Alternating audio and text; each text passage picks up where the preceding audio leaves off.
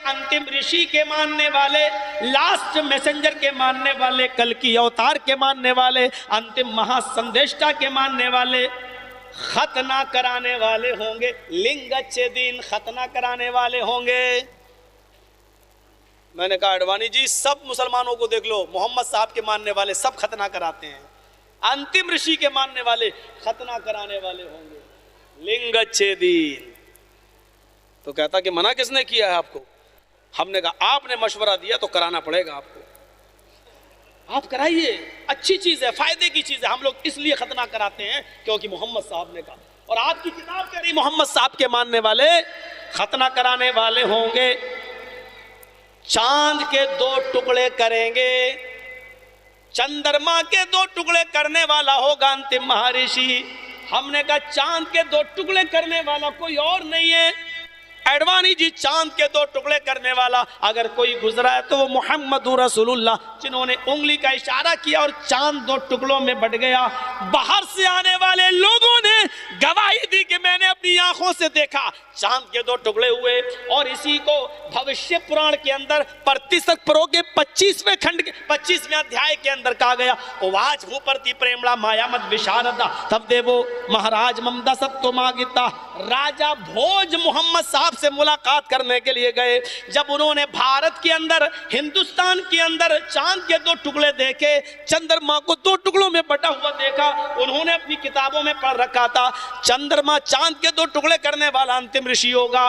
तब ये सफर करके, यात्रा करके, ऊंट का सफर करके जब ये अयोध्या में, मक्का में पहुंचे, अयोध्या मैं मक्का को कह रहा हूं, आ मानी नहीं, युद्ध के माना जंग, अयोध्या ऐसी जगह जहां जंग न हो, जहां जंग लड़ना हराम हो। अल्लाह ने मक्के को अल बलदिल अमीन, अमन वाली जगह करार दिया जहां जंग लड़ना हराम है, और उसी को दारुस्सलाम, सलामती वाली जगह कहा गया है। तो राजा भोज भारत से अयोध्या गया। आपकी किताब कह रही भारत से अयोध्या गया, क्या मतलब है? यानी भारत में अयोध्या नहीं है। आपकी किताब में लिखा है कि भारत से अयोध्या गया, वरना यह होना चाहिए था कि दिल्ली से अयोध्या गया।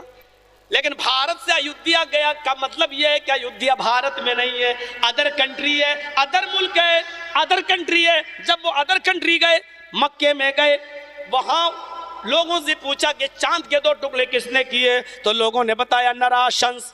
नराशंस ने, मोहम्मद साहब को नराशंस के नाम से जाना गया। नराशंस के माना भी होते मोहम्मद, नर के माना आदमी, नर मादा ये तो चलता ही है, नर के माना आदमी, और आशंस के माना जिसकी बहुत प्रशंसा तारीफ की जाए। नर आशंस, ऐसा मर्द जिसकी बहुत तारीफ की जाए। मोहम्मद हमद से बना है, और मोहम्मद ऑब्जेक्ट है जिसकी सबसे ज्यादा तारीफ की गई हो। नराशंस जिसकी सबसे ज्यादा तारीफ की जाए, मोहम्मद जिसकी सबसे ज्यादा तारीफ की गई हो। तो नराशंस यानी मोहम्मद का नाम बताया गया। चांद के 2 टुकड़े किसने किए? राजा भोज ने पूछा, मक्के के लोगों ने बताया कि नराशंस ने, यानी मोहम्मद ने। तब वो मोहम्मद साहब के पास आए और कहने लगे नमस्ते। गौर से पढ़िए भविष्य पुराण। राजा भोज ने अपने दोनों हाथ जोड़े और मोहम्मद साहब से मुलाकात करते वक्त जो जुमले कहे वो आज भविष्य पुराण में मौजूद है। नमस्ते गिरजानाथ मरुस्थल निवासिने बहु माया पर्वतिने। गौर से देखिए एक एक जुमले को। नमस्ते, चूंकि हर बुजुर्ग हस्ती के सामने झुका जाता था, इसलिए नम के माना सर झुकाना, और अस्ता मानी सामने, आपके सामने मैं सर झुका रहा हूं। नमस्ते यानी हाय, हाय मोहम्मद साहब, हाय ईश्वर की तरफ से निमंत्रण लेकर, दावत लेकर आने वाली हस्ती, आपको मैं आदाब पेश कर रहा हूं, आपको मैं मुबारकबाद पेश करता हूं। नमस्ते गिरजानाथ। हाय बुजुर्ग शख्सियत, बहुत बड़ी महान शख्सियत, नमस्ते गिरजानाथ। मरुस्थल निवासिने, मरुस्थल में निवास करने वाले, रेगिस्तान के इलाके में पैदा होने वाले, मरुस्थल कहते हैं रेगिस्तान को। हाय रेगिस्तान में जन्म लेने वाले। कौन नहीं जानता कि मोहम्मद रसूलुल्लाह का जन्म उसी सहारा में, उसी रेगिस्तानी इलाके में हुआ है जहां आज भी ऊंट को रेगिस्तान का जहाज करार दिया जाता है। मरुस्थल निवासी ने, हाय मरुस्थल में निवास करने वाले, हाय रेगिस्तान में रहने वाले। बहुमाया पर्वत ने, बहुत सी माया में पर्वत होने वाले, بہت سی مایا میں پروت ہونے والے، یعنی بہت سے معجزے دکھلانے والے، چاند کے 2 ٹکڑے کرنے والے، 1 گلاس دودھ کو 116 117 صحابہ کو پلانے والے، بہو مایا پرورتنے، بہت سی مایا میں پرکٹ ہونے والے، معجزے دکھلانے والے، آپ کی شرن میں آیا ہوا یہ غلام آپ کا غلام ہے، آپ کا داس ہے، کیا آپ ہی نے چاند کے 2 ٹکڑے کیے؟ فرمایا ہاں۔ کہا محمد صاحب میں اپنی کتاب میں پڑھا ہوا ہوں کہ انتم رشی، آخری نبی جب اس دھرتی کے اوپر آئے گا تو وہ چاند کے 2 ٹکڑے کرے گا۔ میں نے دیکھا بھارت میں چاند کے 2 ٹکڑے ہوئے ہیں، تو کس نے کیے پوچھتا ہوا آپ تک آیا، اور میری دارالملک دھرم میں ہو گئی، ارتھات میں ایمان لے آیا، میں مسلمان ہو گیا۔ محمد صاحب نے کہا اچھا کیا، تم مسلمان ہو گئے ہو، تم نے اسلام قبول کر لیا۔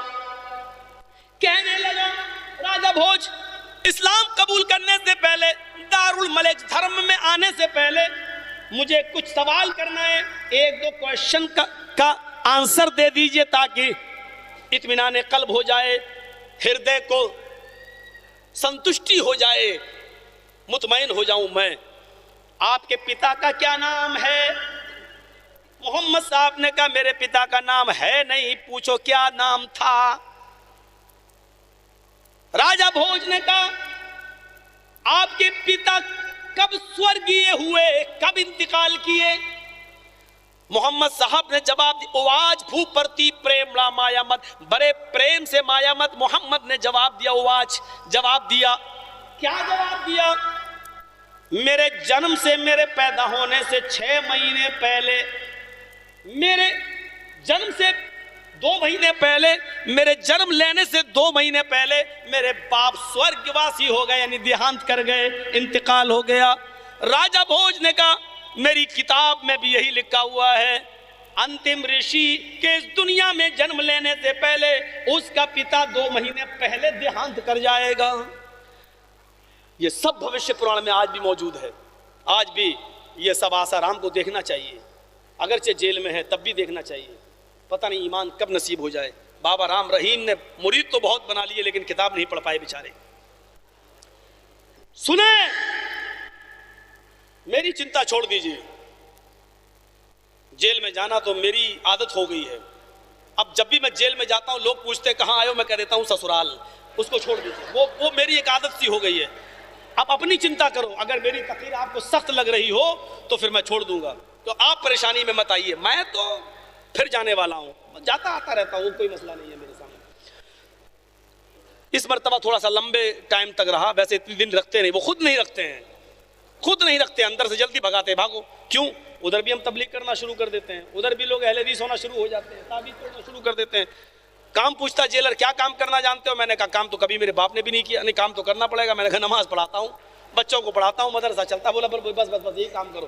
تو ادھر بھی نماز پڑھانے کی ڈیوٹی ملتی ہے، خطبہ دینے کی ڈیوٹی ملتی ہے۔ اللہ کا شکر آج تک جتنی جیلوں میں گیا ہوں کام نماز پڑھانے کا ہی ملا، الحمدللہ، کام خطبہ دینے کا ملا، اور یہی ہمارا سب کچھ ہے۔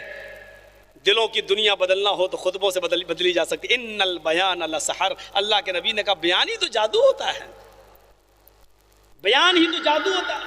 میں زی نیوز کے پاس گیا ہوں، اے بی پی نیوز کے پاس گیا ہوں، میں بڑے بڑے ٹی وی چینلوں کے پاس گیا ہوں، میں نے کہا یہ مودی کے چمچوں کو بٹھا لیتے ہو ڈیبیٹ کے لیے، مجھے بٹھا لو، ایک دن مجھے لاؤ، طلاق پر بحث ہو، کسی بھی چیز پر بحث ہو، ایک دن مجھے لا کے بٹھا دو۔ کہنے لگا نہیں تمہیں نہیں لاؤں گا۔ کیوں؟ کہا کہ سب ہنگامہ ہو جائے گا، ہنگامہ ہو جائے گا پورے۔ اے بی پی نیوز نے کہا، زی نیوز والوں نے کہا ہنگامہ ہو جائے گا، تمہیں نہیں بٹھا لوں گا۔ کیوں؟ تو ہم نے کہا پھر ان کو لے کے آتے ہو جن کو پہلے سے سوال سمجھا دیے جاتے ہیں، اور وہ اپنی تیاری پہلی کر کے آتے ہیں کہ مجھ سے یہ پوچھا جائے گا، مجھے اس کا جواب یہ دیں۔ میں نے کہا آپ کسی پر بھی بحث کر لیجئے، کسی پر بھی ڈیبیٹ کر لیجئے، آپ بندے ہندوستان میں رہنا ہے تو بندے ماترم کہنا، چلو آؤ میں ڈیبیٹ کرنے کے لیے تیار ہوں، آؤ بھارت ماتا، بھارت کو ماتا کہو، چلو پہلے ڈیبیٹ کر لو، اگر ہار جاؤں ماتا کہنا شروع کر دوں گا، چلو آؤ۔ ایک ہی سوال کروں گا، اگر یہ ماتا تھی تو تم نے 2 ٹکڑے کیوں کرے؟ پہلے یہ بتاؤ، پہلے تو پاکستان بھی ہندوستان کا حصہ تھا، کوئی اپنی اماں کے ٹکڑے کرتا ہے؟ ایک سوال کروں گا بھاگے پھریں گے سب ایک دم۔ ہم کو لایا ہی نہیں جاتا ڈیبیٹ کے لیے. زی نیوز والا کر رہے ہیں تمہیں نہیں لاؤں, کیوں بوال ہو جائے گا, تم تو ایسے ہی بولو گے بھارت کے 2 ٹکڑے, اپنی اماں کے 2 ٹکڑے تم کرو, ماں ہم کہیں, کاٹو تم قتل تم کرو, اماں ہم کہیں. وہ جانتا ہے, چیخ چیخ کے تھک گیا ہوں, مجھے لاؤ ڈیبیٹ پہ, نہیں لاتے. طلاق کے مسئلے پر نہیں لائے, ہم کو نہیں لائیں گے صاحب. کیوں؟ نہیں وہ جمعیت علماء نے منع کر دیا, اس کو مت لانا, اس کو مت لانا. سننے کی چھمتا ہونی چاہیے. ہم سنتے ہیں کہ نہیں؟ کتنی گالیاں سنی ہم نے, کتنی گالیاں. ہم سے زیادہ شاید جماعت اہل حدیث کے کسی مولوی نے گالیاں سنی ہو. ہم سے زیادہ کوئی ایک مولوی بتا دو جو جیل کی سلاخوں میں گیا ہو, اور گیا ہوں تو الحمدللہ آمین کے لیے گیا ہوں, رفع الدین کے لیے گیا ہوں, ایک اللہ کی توحید کے لیے گیا ہوں. یہ تو نبیوں کی سنت رہی, ہم چلے گئے تو کیا ہو گیا, کوئی فرق نہیں پڑتا. میرے بھائیو سنو, کتنی بڑی بات کہی راجہ بھوج نے. اور میری کتاب میں لکھا ہے کہ محمد صاحب, میں بہک جاتا ہوں, ادھر ادھر پہنچ جاتا ہوں, لیکن آؤں گا وہیں. میری کتاب میں بھی یہی لکھا ہوا ہے, انتم مہارشی انتم سندیشٹا, کہ پتا 2 مہینے پہلے ہی اس کے جنم سے پہلے ہی دیہانت کر جائیں گے. اب یہ بتائیے کہ آپ کی ماں کا کیا نام ہے؟ محمد صاحب بولے کہ میری ماں کا بھی نام کیا ہے مت پوچھو, بلکہ یہ پوچھو کیا تھا. کہا اچھا یہ بتاؤ کہ ان کا دیہانت کب ہوا, ان کی مرتیو کب ہوئی؟ محمد صاحب نے جواب دیا, محمد صاحب بار بار اس لیے کہہ رہا ہوں کیونکہ محمد صاحب ان کی کتابوں میں لکھا ہے. راجہ بھوج نے کہا, تو محمد صاحب نے جواب دیا کہ میرے پیدا ہونے کے 6 سال کے بعد 6 ورش آیو بھوت, میری عمر 6 سال کی تھی, میری 6 سال کی عمر کے بعد میری ماں دیہانت کر گئی. راجہ بھوج نے محمد صاحب کے دونوں ہاتھ پکڑے اور چوم لیا, کہا میری کتاب میں یہی لکھا ہے, انتم مہارشی انتم سندیشٹا, جب اس دنیا میں آئے گا تو اس کے 6 سال کے بعد اس کی ماں بھی اس دنیا سے چل بسے گی. اب مجھے نام بتا دو, باپ کا کیا نام تھا, ماں کا کیا نام تھا؟ تب محمد صاحب باج تچھتوا پنڈری کا چھو برہمن بدم بریتی بھاونے وشنو یشسو گرہ سمتی پرادربھوابیم. تب محمد صاحب نے کہا میرا جنم برہمن خاندان میں ہوا. برہما اللہ کو بولتے ہیں اور برہمن اللہ والا. میرا جنم برہمن خاندان میں یعنی اللہ والے خاندان میں. خانہ کعبہ میں 360 مورتیاں رکھی ہوئی تھی. اس کے مکھیہ پروہت یہی عبد المطلب تھے, یہی ابو طالب بعد میں بنے, یہی سب اس کے دھروہر تھے, رکھوالے تھے. تو میں ایک برہمن خاندان میں, آج برہمن مورتیوں کی پوجا کرتے ہیں, میرا جنم برہمن خاندان میں ہوا. ادھر بھی 360 مورتیوں کی پوجا کی جا رہی تھی. یہ مورتیوں کے پجاری برہمن کہلاتے ہیں. وہ بھی برہما ہی تھے, برہمن تھے یعنی اللہ والے تھے. اس زمانے میں جو سب سے زیادہ مورتیوں کا پجاری ہو اس کو سب سے بڑا دیندار سمجھا جاتا تھا. لہذا برہمن خاندان کا مطلب اللہ والے یا دینی مذہبی خاندان میں, یا یوں سمجھ لو کہ ہندوستان میں سب سے اونچی قوم برہمن ہے, سب سے اونچی کاسٹ برہمن ہے. محمد صاحب سب سے اونچی کاسٹ میں پیدا ہوں گے تو عرب کی سب سے اونچی کاسٹ قوم قریش تھی, اور اس کا سب سے اونچا خاندان بنو ہاشم تھا. محمد رسول اللہ اسی سب سے اونچی کاسٹ کے اندر پیدا ہوئے. یہ الگ بات ہے کہ بعد میں آپ نے اونچے اور نیچے کا فرق مٹا دیا. نبی بننے کے بعد آپ نے کہا کوئی اونچا نہیں کوئی نیچا نہیں. لا فضل لعربی علی عجمی ولا لعجمی علی عربی ولا لابیض علی اسود ولا لاسود علی ابیض. اب کسی کالے کو گورے پر, گورے کو کالے پر کوئی فوقیت نہیں ہے, نہ کسی عربی کو عجمی پر, نہ کسی عجمی کو عربی پر. سب برابر ہیں اللہ کی نظر میں. بڑا وہ ہے جو اللہ سے سب سے زیادہ ڈرنے والا ہے. الا بالتقوی, تقوی والا سب سے بڑا ہے. کہا کہ برہمن خاندان میں میرا جنم ہوا. وشنو یشس وگرے, وشنو یش کے گھر میں پیدا ہوا. باپ کا نام کیا بتایا؟ وشنو یش. وشنو یش کے گھر میں پیدا ہوا. سومتی پرادربھوابیم, و سومتی کے پیڑ سے جنم لیا. میری ماں کا نام سومتی ہے. راجہ بھوج نے یہ نام سنا، محمد صاحب بتا رہے ہیں کہ میرے باپ کا نام وشنو یش اور ماں کا نام سمتی، تو فوراً ایمان لے آیا۔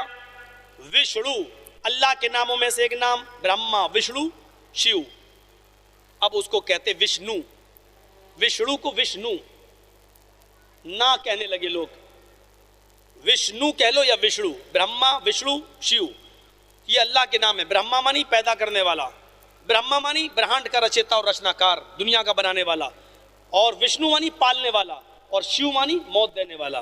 تو وشنو پالنے والا یہ اللہ ہی ہے، دنیا کا بنانے والا اللہ، مارنے والا اللہ، پیدا کرنے والا خالق اللہ۔ تو وشنو کے معنی خالق، وشنو کے معنی وشنو، اگر اس کو اس معنی میں لے تو خالق، پیدا کرنے والا۔ تو اللہ کے ناموں میں سے ایک نام ہے وشنو، اور یش کے معنی بندہ، یش کے معنی بھکت، وشنو یش یا وشنو یش کیا معنی ہوگا؟ اللہ کا بندہ۔ محمد رسول اللہ کے باپ کا کیا نام تھا؟ عبداللہ، کیا معنی ہوا؟ اللہ کا بندہ، عبد مانی بندہ، اللہ مانی اللہ، عبداللہ اللہ کا بندہ۔ ماں کا نام سومتی، سو سندر، متی امن والی، متی شانتی والی، خوبصورت اور شانتی والی۔ محمد رسول اللہ کی ماں کا نام کیا تھا؟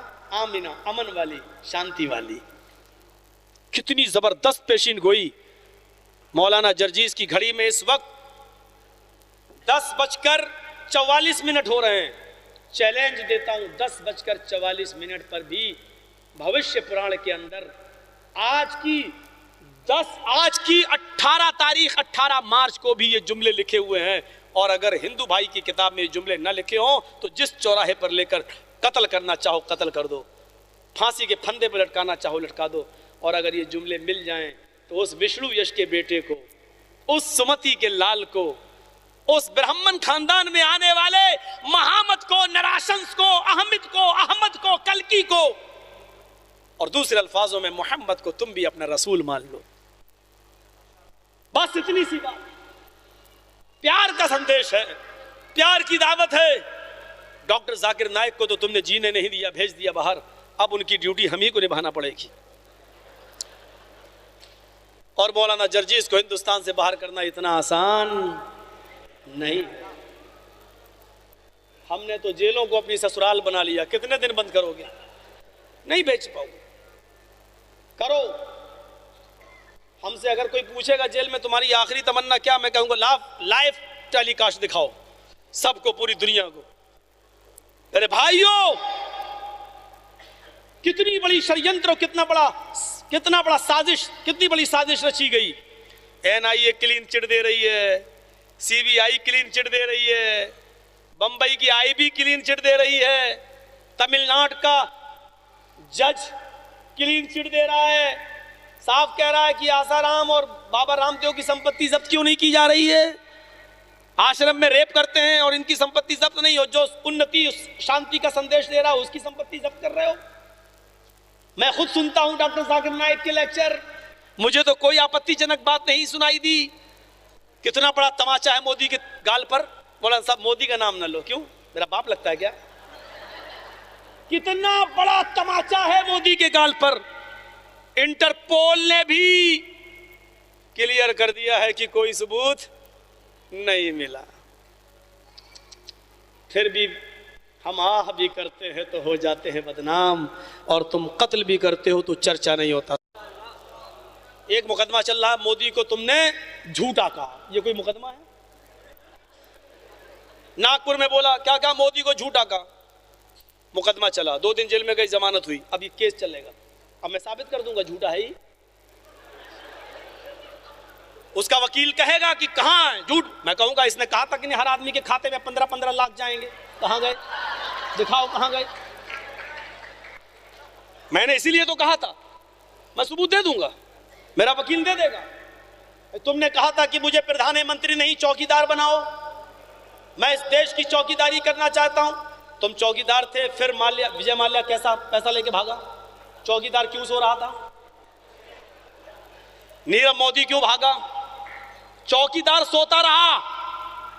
مجھے وہ حساس چوکیدار چاہیے جو کبھی عمر ابن عبدالعزیز کا وقت ہوا کرتا تھا، کبھی حضرت عمر فاروق ہوا کرتے تھے، عمر فاروق کا بچہ باہر کھیل رہا ہے، 6 سال کی 5 سال کی عمر ہے، بیت المال کے کیشیئر خزانچی حضرت ابو موسیٰ اشعری ہے، جھاڑو لگا رہے ہیں، 1 درہم پڑا ہوا مل گیا، 1 درہم کا میں کیا کروں، پتہ نہیں کس کا گر گیا ہے یہ دروازے پر۔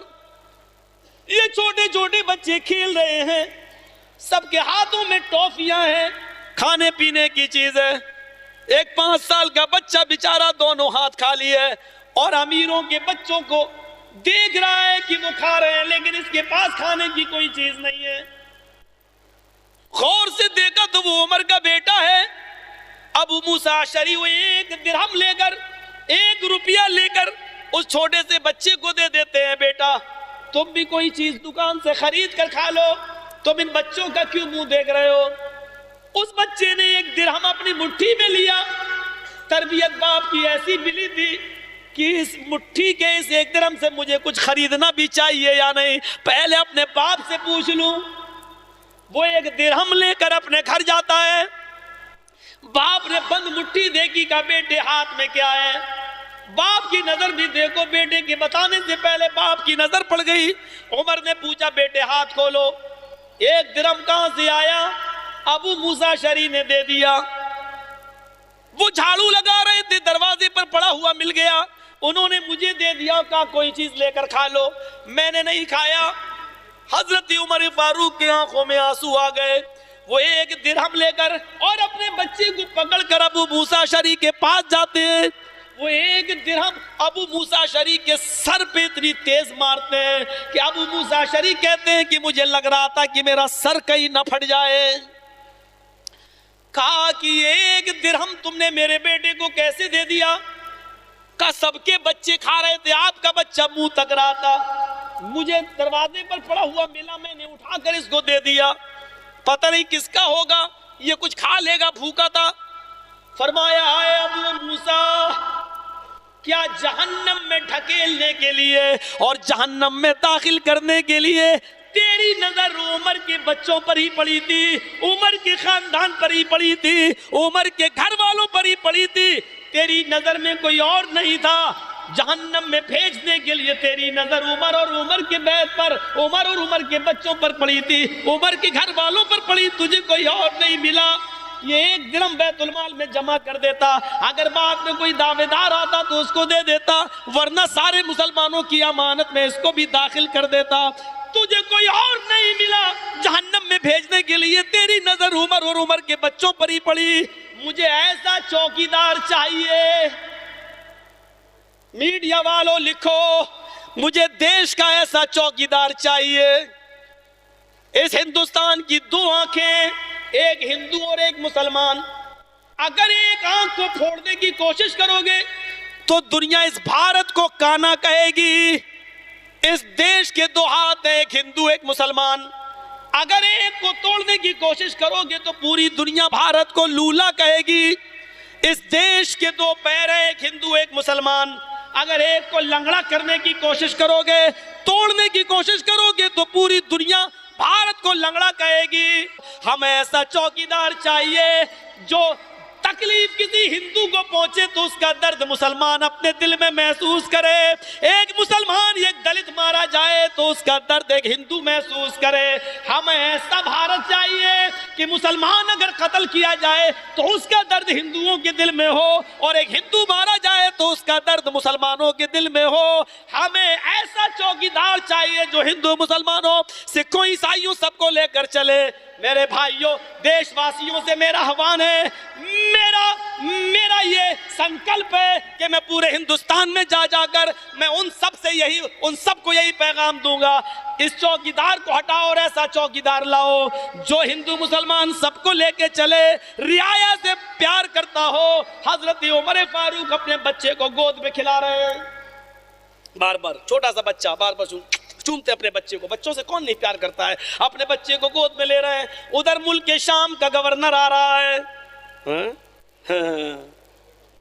ہنس رہا ہے۔ حضرت عمر نے کہا بہت ہنس رہے ہو، 3200 دانت تمہارے دکھائی دے رہے ہیں، ادھر آؤ۔ ہنسی آ رہی ہے، کہا کیوں؟ کہ آپ اپنے بچے کے آگے کسی کو نہیں دیکھ رہے ہیں, اتنے بڑے بڑے لوگ ضرورت مند بیٹھے ہوئے ہیں اور اپنے بچے سے اتنا پیار کر رہے ہیں. کہا بیٹا میرا ہے تو پیار نہیں کروں گا؟ پھر ہنس رہے ہو. کہا امیر المومنین میں نے تو آج تک اپنے بچے کو کبھی گود میں نہیں لیا, میں نے تو کبھی آج تک اپنے بچے کو نہیں چوما, آپ اتنا پیار کرتے ہیں اپنے بچے سے؟ حضرت عمر فاروق نے اپنے بچے کو زمین پر بٹھایا, کھڑے ہو گئے اور اس سے کہا اعطنی الجائزہ, میں نے گورنری کا عہدہ دے کر بہت بڑی غلطی کری ہے, گورنری کی ڈگری واپس کر. اس سے ڈگری واپس لے لی, اس نے ڈگری واپس تو دے دی. کہا عہدے کا لالچ نہیں, لیکن میری غلطی کیا ہے؟ کہا تیری غلطی یہ ہے کہ تو اپنے بچے سے پیار نہیں کرتا. کہا بچہ میرا ہے, میں کروں یا نہ کروں؟ یہ کون سی شکایت ہوئی؟ فرمایا عمر کو اب بھروسہ نہیں ہے تیری اوپر. جو شخص اپنے بچے سے پیار نہیں کر سکتا وہ ملک شام کی عوام سے کیا پیار کرے گا, وہاں کی رعایا سے کیا پیار کرے گا, وہاں کے لوگوں سے کیا پیار کرے گا؟ جو اپنے بچے کو پیار نہیں دے سکتا وہ رعایا کو کیا پیار دے گا؟ ایسا چوکیدار چاہیے ہندو مسلم سکھ عیسائی سب سے پیار کرے, جو سب کو ایک ساتھ لے کر چلے, سب کو ترقی پہنچانے کی بات کرے. یہ نوٹنکیاں بند کرو, سب کا ساتھ سب کا وکاس. ہم نے دیکھ لیا ہے مسلمان عورتوں کی بڑی فکر ہو رہی ہے, اپنی عورت کو انصاف نہیں دے پا رہے ہو, مسلمان عورتوں کی طلاقوں کی فکر کر رہے ہو. مودی جی تم جس اسکول میں پڑھتے ہو میں اس اسکول کا ہیڈ ماسٹر رہ چکا ہوں, مجھے پڑھانے کی کوشش مت کرو. تم جو پڑھ کے آئے ہو وہ میں بہت پہلے پڑھ چکا ہوں, اگرچہ عمر میں تم سے چھوٹا ہوں. تمہارے بال پک گئے ہیں, شریعت نے مجھے عقل مندی سکھلا دی ہے, شریعت نے کتاب و سنت نے مجھے بہت عقل دے دی ہے. تم اپنی یہ نوٹنکیاں اور ڈرامے بند کرو, تم نے کیا کیا کیا بند کرو, اور دیش واسیوں چوکیدار بدلو. عمر ابن عبدالعزیز کی طرح, عمر فاروق کی طرح. آئے ہائے وہ عمر ابن عبدالعزیز لوگوں کے طنز سے آ کر کپڑا نیا پہننے کے لیے 8 درہم دیتے ہیں اور اپنے غلام سے کہتے ہیں کہ لو یہ 8 درہم میں دے رہا ہوں, مارکیٹ سے کوئی کپڑا لے کر آؤ. یہ کپڑا پرانا ہو گیا, بڑے بڑے دور سے لوگ آتے ہیں اور کہتے ہیں کہ یہ کیا ہے, پھٹے پرانے کپڑے پہنے ہوئے, چلو ایک نیا کپڑا سلا لیتا ہوں. وہ 8 درہم کا کپڑا لے کر آیا. عمر ابن عبدالعزیز نے ایسے دیکھا ہے, اتنا اچھا کپڑا لائے ہو, میں اتنا اچھا کپڑا پہنوں گا؟ نہیں اس کو واپس کر دو اور 6 درہم والا کپڑا لاؤ. 2 درہم بچیں گے, غریب کے چولہا جلنے کے کام آ جائے گا. اتنا اچھا کپڑا, میں بوڑھا ہو چکا ہوں, میں جوان نہیں ہوں, اب اتنا اچھا کپڑا پہن کر میں کیا کروں گا؟ جاؤ واپس کر دو. ان کا غلام رونے لگا. کہا کہ تم کیوں رو رہے ہو؟ پہننا مجھے, تم کیوں رو رہے ہو؟ غلام نے کہا اس لیے نہیں رو رہا ہوں کہ 8 درہم کا کپڑا لے کر آیا ہوں, آپ اس کو واپس کرا رہے ہو, کہہ رہے کہ اتنا اچھا کپڑا ہے. آج آپ 8 درہم کے کپڑے کو اچھا بتلا رہے ہیں. جب آپ خلیفہ نہیں بنے تھے, امیر المومنین نہیں بنے تھے, تب ایک دن آپ نے مجھے 800 درہم دیے تھے اور ایک کپڑا منگایا تھا. میں 800 درہم کا کپڑا لے کر آیا تو آپ نے میرے منہ پر مار دیا تھا, اتنا بیکار کپڑا پہنوں گا میں. 800 درہم کے کپڑے کو کہا تھا اتنا بیکار, پھر 200 درہم اور نکالے اور میں 1000 درہم کا کپڑا لے کر آیا تھا. کل تک جو 800 درہم کے کپڑے کو بیکار کہتا تھا, آج وہ 8 درہم کے کپڑے کو اتنا اچھا بتلا رہا ہے کہ اس کو واپس کر کے 6 درہم کا کپڑا منگا رہا ہے. خلیفہ بننے کے بعد آپ کی وہ ساری چیزیں کہاں چلی گئی جو خلیفہ بننے سے پہلے تھی؟ امیر المومنین روتے ہیں اور کیا کہتے ہیں کہ یہ راز کسی اور کو مت بتانا. اور سنو امیر المومنین بننے کے بعد اللہ کے سامنے جواب دینے کا ڈر میرے سامنے ہو گیا ہے. اگر ایک بھی گھر میں چولہا نہیں جل سکا اور میں نے 8 درہم کا کپڑا پہن لیا تو قیامت کے دن وہ غریب میرا غریبان پکڑ کر کہے گا اللہ میرے گھر میں چولہا جلنے کو نہیں تھا اور یہ 8 درہم کا کپڑا پہنا کرتا تھا. اس کے پاس 6 درہم کا کپڑا پہننے کی طاقت تھی, 2 درہم سے میرے گھر کا چولہا جل سکتا تھا, لیکن اس کے باوجود اس نے 8 درہم کا کپڑا پہنا 6 کا نہیں. مجھے اس حساب و کتاب کے ڈر نے مجھے ساری ہیکلی نکال دی ہے, مجھے کل رب کے سامنے جواب دینا ہے. اس لیے جاؤ اور 6 درہم کا کپڑا لے کر آؤ, 2 درہم واپس کرو, بیت المال میں جمع کرو, غریبوں کے کام آئے گا. चाय के नाम से बैठे हो और चौकीदार बन गए हो तो 10 लाख का सूट पहनकर ओबामा का स्वागत कर रहे हो। जिंदगियां कैसे बदलती हैं। वो खलीफा थे और खलीफा बनने के बाद, खलीफा बनने से पहले और यूं कह दूं प्रधानमंत्री बनने से पहले तो 800 दिरहम का और 1000 का कपड़ा पहन लेते थे, लेकिन खलीफा बनने के बाद 8 दिरहम का भी नहीं पहन रहे हैं। तुम्हारी जिंदगी तो बिल्कुल उल्टी है। लोगों को उल्लू बनाते थे। चाय बेचता था, चाय पूरी तहकीक हो गई, आज तक एंट्री नहीं मिली है कि कब ये बेचता था चाय, कौन सी स्टेशन पे बेचता था चाय। अरविंद केजरीवाल ने तो डिग्री भी निकाल ली कि बीए फेल है ये आदमी। सोचो तो सही अब क्या होगा इस देश का। लेकिन जैसे ही चीफ मिनिस्टर बनते हो, प्राइम मिनिस्टर बनते हो, खलीफा बनते हो, अमीरुल हिंद बनते हो, अमीरुल मोमिनीन नहीं कह रहा हूं, अमीरुल हिंद बनते हो, हिंदुस्तान की सर्वोच्च पद पर विराजमान होते हो, रोजाना 5-5 कुर्ते बदले जाते हैं, जैकेटें बदली जाती हैं। ओबामा आ रहा है तो 10 लाख का सूट पहनकर जाया जा रहा है उसका वेलकम करने के लिए। मेरे भाइयों, चौकीदार बदलो, हिंदुस्तान की हिफाजत करो। भारत ये तुम्हारा भी मुल्क है, हमारा भी मुल्क है। अल्लाह की कसम, इस देश को जितना खून तुमने बहाया, हमने भी इस देश को आजाद कराने में उतना खून बहाया। वीर अब्दुल हमीद गवाह है, पाकिस्तान के टैंकों को तोड़ने वाला वीर अब्दुल हमीद गवाह है। पहले प्राइम मिनिस्टर जवाहरलाल नेहरू जब इंग्लैंड जाते हैं, पहली मर्तबा इंग्लैंड जाते हैं, वहां के लोगों ने कहा कि हमारे पास टेक्नोलॉजी है, हमारे पास साइंस है, हमने बहुत तरक्की किया, तुम्हारे पास क्या है। जवाहरलाल नेहरू ने कहा था हमारे पास मौलाना अबुल कलाम आजाद है जो तुम्हारी इन तमाम चीजों के ऊपर भारी है। उस जमाने में भी हिंदुस्तान का पहला एजुकेशन मिनिस्टर अबुल कलाम आजाद था जिसने तालीम के मैदान में, शिक्षा के विभाग में हिंदुस्तान को तरक्की पर गामजन किया था। हिंदुस्तान जितना तुम्हारा उतना हमारा भी है। रब्बे काबा की कसम, 1 इंच तुम्हारा ज्यादा नहीं है और 1 इंच मेरा कम नहीं है। जितना तुम दावेदार हो उतना हम। इस गुलिस्तान को जब भी खून की जरूरत पड़ी, सबसे पहले गर्दन हमारी ही कटी। आज हमसे कहते हैं ये अहले चमन, ये चमन हमारा है तुम्हारा नहीं। कहां का इंसाफ है ये। वो एक प्याला दूध उमर इब्न अब्दुल अजीज की बीवी के लिए ला रही है। कौन? उन्हीं की खादिमा है, उन्हीं की लौंडी है।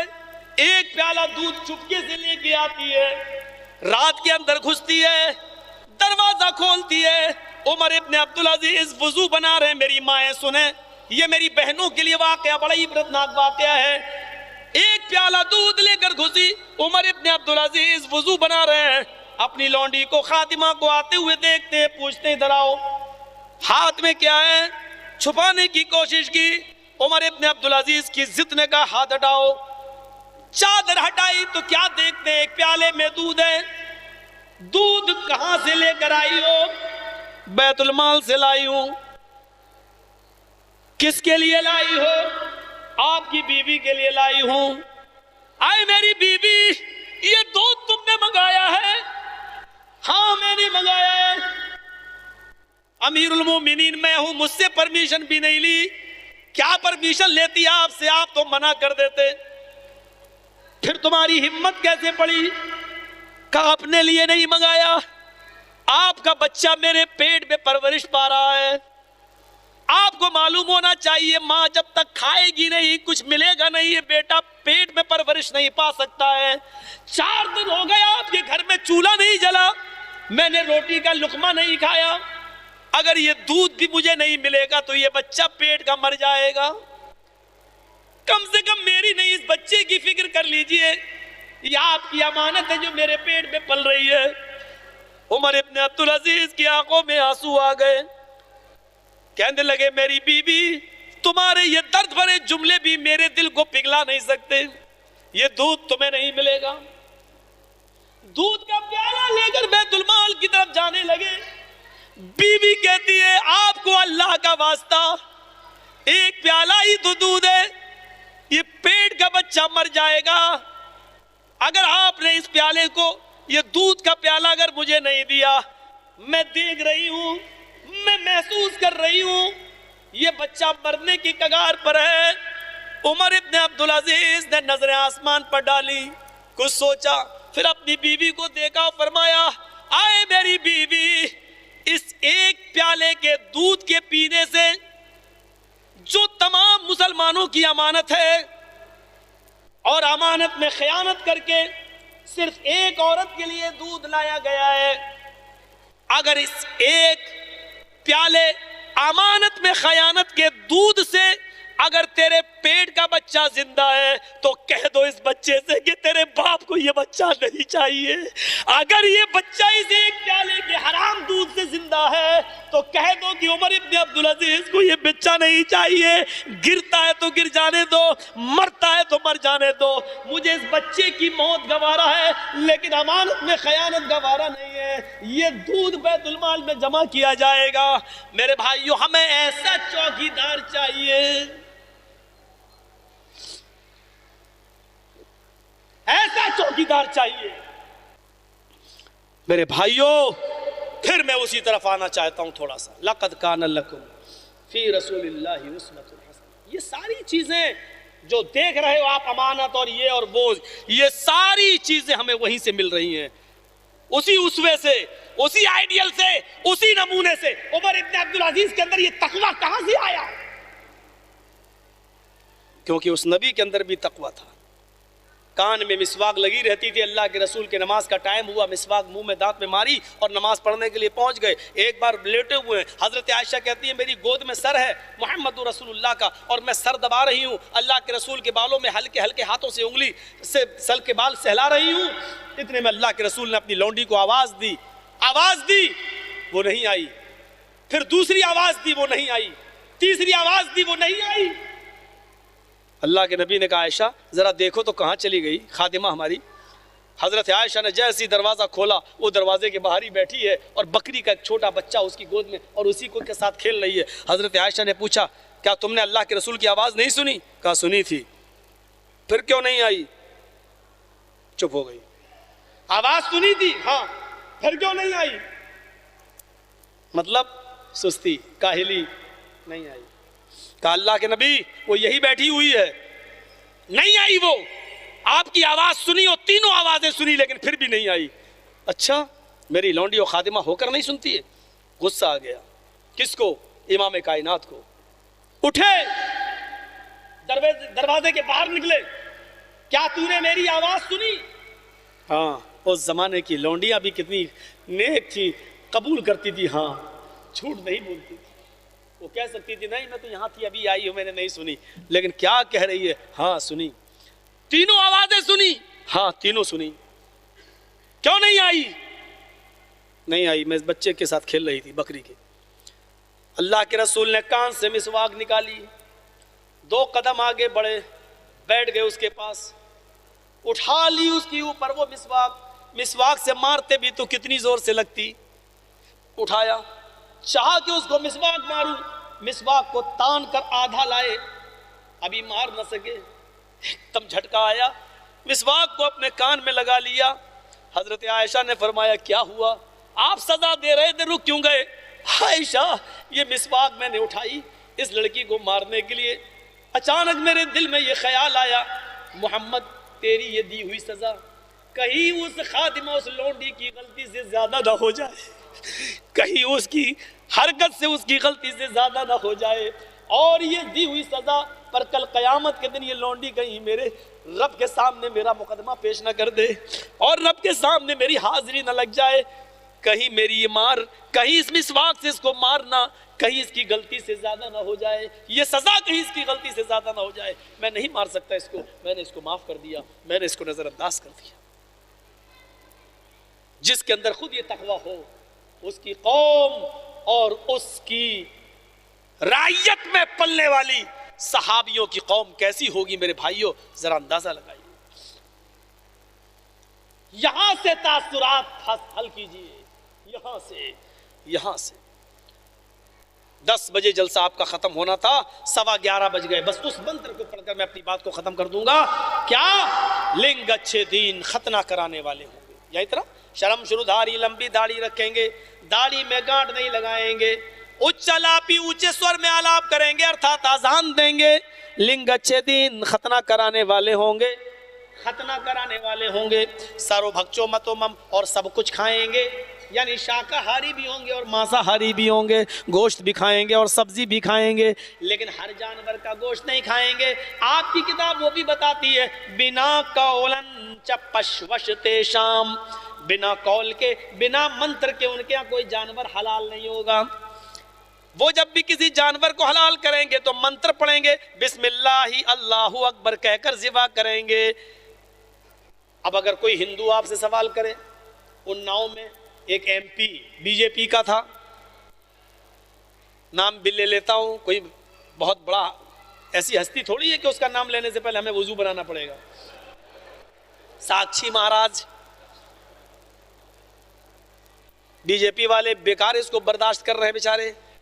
इसको तो रांची या बरेली के पागल खाने में इसका दिमाग का इलाज कराएं। ये उन्नाव से एमपी बना है, मेंबर ऑफ पार्लियामेंट, और उन्नाव हमारे इटावा से बहुत करीब है। उन्नाव में भाषण देता है, कहता मीट मीट गोश्त गोश्त सब बराबर हैं। अगर मुसलमान लोग बकरा खा लेते हैं, भैंस खा लेते हैं और गाय भी खाते हैं, उसने वहाँ उकसाना चाहा लोगों को, गाय भैंस बकरा खा लेते हैं तो गधा और कुत्ता क्यों नहीं खाते? मुसलमानों को चाहिए जब मीट मीट गोश्त गोश्त सब बराबर, तो गाय भैंस बकरा खाते हो तो कुत्ता और गधा भी खाना चाहिए। एक महीने के बाद मेरा प्रोग्राम हुआ, लोगों ने मुझे उसकी वो सुनाई, यूट्यूब पे पड़ी हुई तकरीर। मैंने कहा बेटा कोई बात नहीं, आज सूद समेत इसका कर्ज वापस कर दूंगा। मैंने मंत्रों के जरिए हिंदू भाइयों को मंत्र बताकर पूरी बात समझाई। फिर मैंने साक्षी जी का नाम लेकर कहा, साक्षी जी सवाल तो आपका बहुत अच्छा था, बहुत प्यारा था कि गोश्त गोश्त सब बराबर, मुसलमान भैंस बकरा गाय खा लेते हैं, गधा कुत्ता सुअर क्यों नहीं खाते? आपने सवाल तो अच्छा किया, मैं इस तरफ नहीं जाऊंगा कि राम ने खाया कि नहीं, सीता ने खाया या नहीं, देवी देवताओं ने खाया या नहीं, मैं उस तरफ नहीं जाना चाहता, वरना बहुत से मंत्र है मेरे पास। लेकिन आपको समझाने के लिए इतना क्या देता हूं कि पेशाब पेशाब सब बराबर। और मैंने कहा वहां मूत मूत, वो लोग कहते हैं ना गौमूत्र, तो मैंने कहा मूत मूत सब बराबर, पेशाब पेशाब सब बराबर। आप गाय का मूत पी लेते हो तो गधे कुत्ते सुअर का क्यों नहीं पीते? मैंने कहा साक्षी जी, साक्षी महाराज जी, आप गधे कुत्ते का पेशाब पीना पहले शुरू कर दो, बाद में हम सोचेंगे कि गधा कुत्ता खाना चाहिए या नहीं, पहले आप पीना शुरू कर दो। बीजेपी वाले गुस्से में आए, दूसरे दिन मुकदमा दर्ज करने पहुंच गए। ऐसो कहने लगा भाग, इतने बड़े मौलाना पर मुकदमा दर्ज नहीं करूंगा। एसएसपी के पास पहुंच गए उन्नाव में। एसएसपी बोला देखो फितने का दरवाजा तुम ही लोग खोलते हो, मैं कैसे केस दर्ज करूं इसके ऊपर?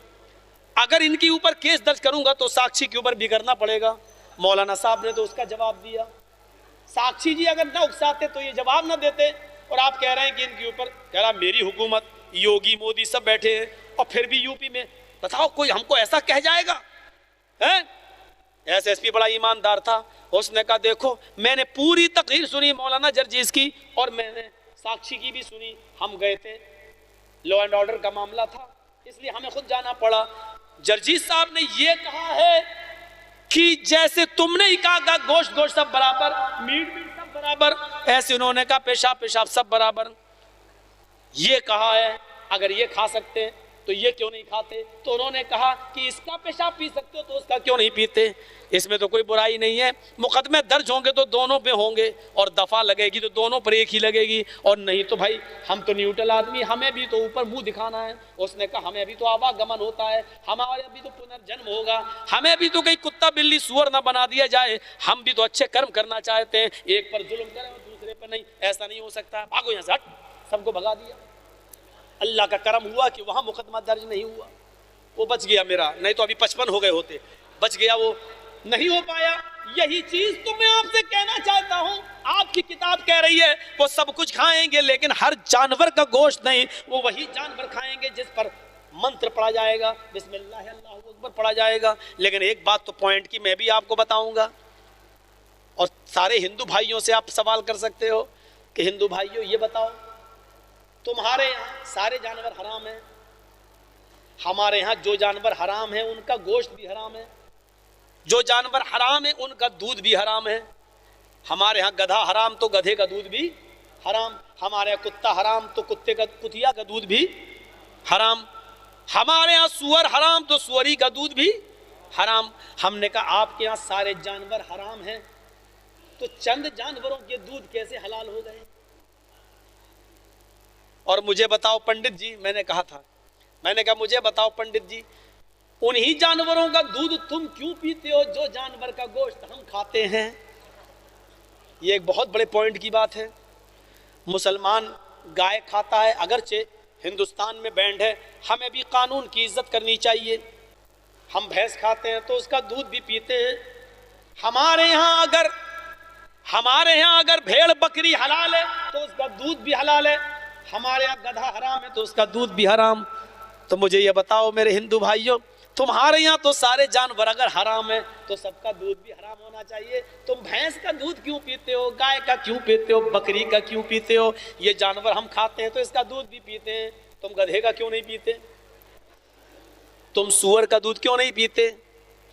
تم شیرنی کا دودھ کیوں نہیں پیتے؟ کہیں تو کچھ دال میں کالا ہے. شنکراچاریہ جی بتائیں ایسا کیوں ہے؟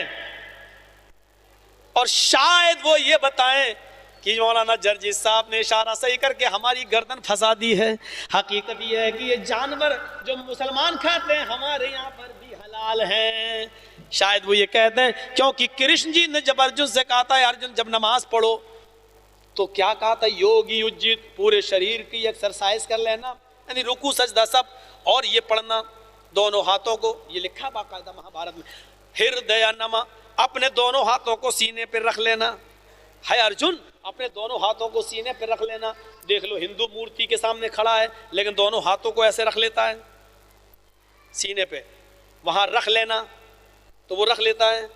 ہمارے یہاں باندھ لینا تو ہم رکھتے ہم بھی ہیں، وہ بس دونوں ہاتھ جوڑ کر رکھتا ہے، ہم دونوں ہاتھ یوں کر کے رکھتے ہیں. وہ بھی سینے پہ رکھتا ہے، ہم بھی سینے پہ رکھتے ہیں. وہ بھی کہتا ہے دل سے ہم چھما مانگ رہے ہیں، اور ہم بھی کہتے ہیں الحمدللہ رب العالمین، دل سے گواہی دیتے ہیں کہ ساری تعریف تیرے لیے ہے. ہردیا سینے پہ رکھ لینا، نما اور سر جھکا لینا. اور کرشن جی کا ایک آدیش اور ہے ارجن مورتی کے سامنے کھڑے ہو جانا لیکن آنکھیں بند کر لینا. میں نے بڑے بڑے پنڈتوں سے پوچھا سر دھرم سمیلنوں میں، جب مورتی کے سامنے کھڑے ہو، جب کھڑا ہونے کا حکم ہے تو آنکھیں بند کرنے سے فائدہ کیا ہوا؟ بھائی یہ مورتی ہے، اب ہمیں مورتی کے سامنے کھڑا ہونے کا حکم دیا تو اب دیکھیں گے تبھی نہ فائدہ ہے. آنکھ بند ہے تو اب کیا فائدہ ہوا مورتی کو سامنے رکھنے سے؟ کوئی فائدہ ہوا؟ کرشن جی بتاتے ہیں ارجن ہمیں مورتی کی پوجا نہیں کرنی ہے، مورتی کی پوجا نہیں کرنی ہے، بلکہ مورتی کو روپک ماننا ہے اور ایشور کی کلپنا کرنا ہے، اللہ کا تصور کرنا ہے. اس لیے آنکھیں بند کر لو تاکہ مورتی کی پوجا نہ ہو بلکہ پوجا اوپر والے کی ہو. اور یہ تصور کر لو، یہ وچار کر لو کہ اوپر والا ہم اپنے سامنے رکھے ہوئے ہیں، اوپر والے کو اپنے سامنے ایسا ہی ہوگا. کتنا زبردست آدیش ہے کرشن جی کا. یہی حکم محمد رسول اللہ دے رہے ہیں جب تم نماز پڑھنے کھڑے ہو جاؤ، تعبد اللہ کأنک ترا، تو اللہ کی عبادت اس طرح کرو گویا کہ تم اللہ کو دیکھ رہے ہو. فإن لم تکن ترا فإنہ یراک، اگر یہ نہ سوچ سکو کہ تم اللہ کو دیکھ رہے ہو تو یہ سوچ لو کہ وہ تمہیں ضرور دیکھ رہا ہے. لیکن آنکھیں بند کرنے کا حکم نہیں دیا. کیوں؟ اس لیے کہ ہماری مسجد میں مورتی ہے ہی نہیں. آنکھیں ہردیا سینے پہ ہاتھ رکھ لو، نما اور سر جھکا لو، یعنی سجدے کی جگہ پر اپنی نگاہیں رکھ لو. ہم سجدے کی جگہ پر رکھ لیتے ہیں. اس کے بعد یہ منتر پڑھو، مہی دیوسیہ سویتو پرشٹوتی بسور دیامانا نیسوپتھرائے اسمان. مہی دیوسیہ مہان ہے ہمارا وہ دیوتا، سویتو ساری کی ساری، پرشٹوتی جس کے لیے پرشنسا ہے. کرشن جی ارجن سے کہہ رہے ہیں یہ پڑھو، ساری پرشنسا اس کے لیے جو مہان ہے. ہم لوگ بھی تو یہی پڑھتے ہیں الحمدللہ رب العالمین، تمام تعریفیں اس کے لیے جو دونوں جہان کا رب ہے. کرشن جی کہہ رہے ہیں ارجن سے بسور دیامانا. ہے ارجن اس کے بعد یہ پڑھو بسور دیامانا، وہ بڑا دیالو ہے، کرپالو ہے. ہم کیا پڑھتے ہیں الرحمن الرحیم، بڑا مہربان انتہائی رحم والا ہے۔ کرشن جی کہتے ہیں اب یہ پڑھو نئے سپتھرائے آسمان، نئے مانی ناؤ کو پار کرنے والے، مشکلوں کو دور کرنے والے، سوپتھا یعنی آئے اللہ، سو سندر پتھ مانی راستہ، رائے چلان آسمان ہمارے فائدے کے لیے، ہائے اللہ ہم کو سندر راستے پر چلا، سوپتھا سو سندر پتھ راستہ، ہم کو سندر پتھ اچھے راستے پر چلا جس سے ہمارا فائدہ ہو۔ ہم کیا پڑھتے ہیں اہدنا الصراط المستقیم، اے اللہ ہم کو صراط مستقیم پہ چلا۔ ان آیتوں سے لگتا ہے ان منتروں سے کہ کرشن جی بھی پکے اہل حدیث تھے، وہ سورہ فاتحہ پڑھتے بھی تھے اور دوسروں کو پڑھنے کا حکم بھی دیتے تھے۔ یہ نہیں کہتے تھے کہ کوئی پڑھائے تو گونگے بنے رہنا، پیچھے کچھ مت پڑھنا، یہ نہیں، تم یہ پڑھو، حکم دیتے تھے کہ یہ منتر پڑھو، لہٰذا وہ یہ منتر پڑھواتے تھے، یعنی سورہ فاتحہ پڑھنے کا حکم بھی دیا کرتے تھے۔ تو میرے بھائیوں اب دیکھیے کیا کہا، پنچم سمیا کرتویہ، اور یہ بھکتی عبادت 5 وقت کرنا، میں بھی 5 وقت کرتا ہوں۔